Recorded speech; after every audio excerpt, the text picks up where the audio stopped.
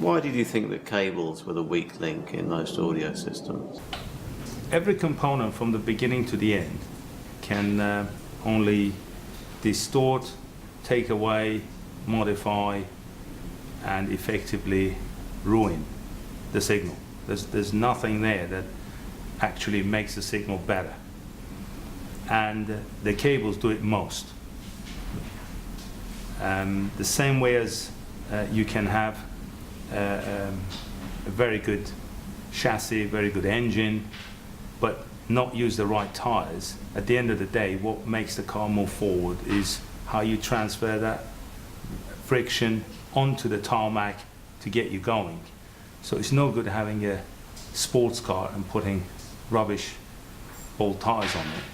You probably get much better results from a standard car putting better design tires on there and transfer that energy onto the tarmac and go. With systems, due to the nature of the fact that the signal is actually leaving one unit and is then connected to another unit, you not only have the properties of the cable that are there, every interference that could be airborne, could be signal borne, could be underground lines, everything can come in. And that will then eventually will take away from the signal or distort it or modify it. And the least you take away from the signal, the least you modify the signal, and the least you distort the signal, the most music you're going to get. And that's why the cables have proven, and we have shown this in many systems, that they are the most important component at this point in time. Obviously, once you start making the cables become stronger and stronger in the performance, what they do, or effectively what they don't do, then you will come across the next weakest link. But at this point in time, by far the weakest link is the connecting cable.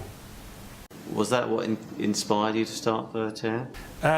Yes, I mean, it wasn't so much an inspiration, it just became inevitable, because when the clients experienced their systems using the hand-wheel pulse, they wanted some for their systems. And although you can do a few here, a few there for special clients, as the demand grows, you have to put this into some kind of a production where the products are all consistent, they're performing to the correct standards, the components are made properly, and also it will give us a better platform to improve things and get the best that we make better and derive products from those, understand what are the most important parameters, and can we actually down engineer it so that everybody can benefit from this.